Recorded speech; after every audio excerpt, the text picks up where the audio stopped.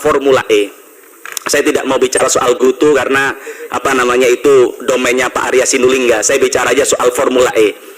Pak Menteri, berapa bulan sebelum Formula E dilaksanakan Pak Jokowi datang ke sana?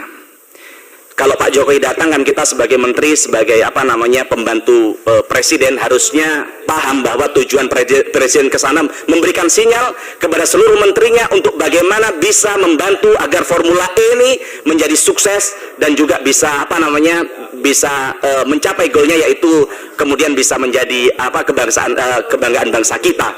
Sebentar teman-teman. Nah, maksud kami adalah kami sedih kemarin ternyata kawan-kawan kami sendiri aja, sahabat kami Pak Sahroni, mohon izin, beliau seperti ngemis-ngemis ke Pak Menteri, katanya iya ternyata nggak ada tuh bantuan, ya kan.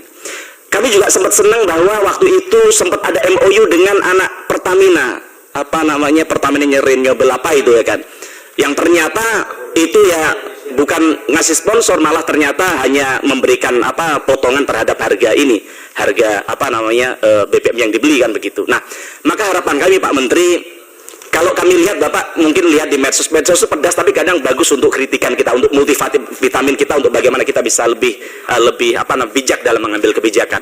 Banyak orang mengatakan, oh tentu nggak dibantu, bukan panggungnya Pak Menteri kan begitu. Ada juga yang bilang bahwa, oh ini apa namanya, ya kalau acaranya Menteri, jangankan sebulan proposal, 1 menit sebelum acara Pak Menteri aja bisa BUMN itu support begitu.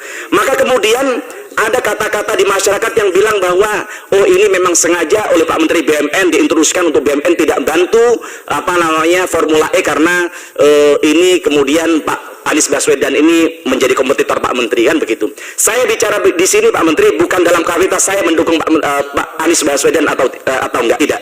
Tapi ini ada dalam rangka kepentingan bangsa dan negara. Kalau soal capres ya Pak Menteri, kami jelas partai kami punya calon Bu Puan Maharani, ya kan. Sehingga kami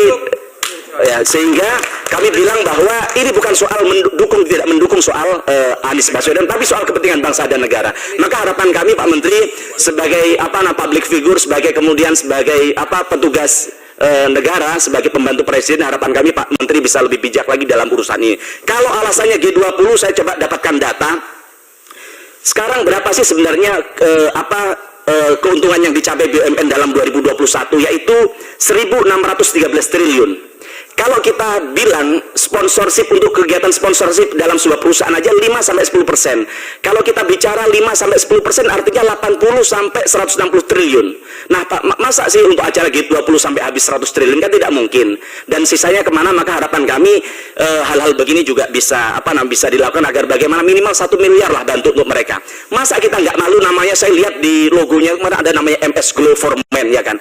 MS Glow ini produk kecantikan, ya kan, yang mereka berhasil sukses bukan karena negara, ya kan, tapi dia punya keinginan, anak muda ini punya keinginan untuk bagaimana ikut mengharumkan nama bangsa kita sehingga dia mau melakukan sponsorship di situ. Maka harapan kami hal yang baik yang seperti dicontohkan MS Glow ini juga bisa ditiru oleh Pak Menteri BUMN ke depan dengan membuang sedikit egonya terhadap kepentingan politik begitu.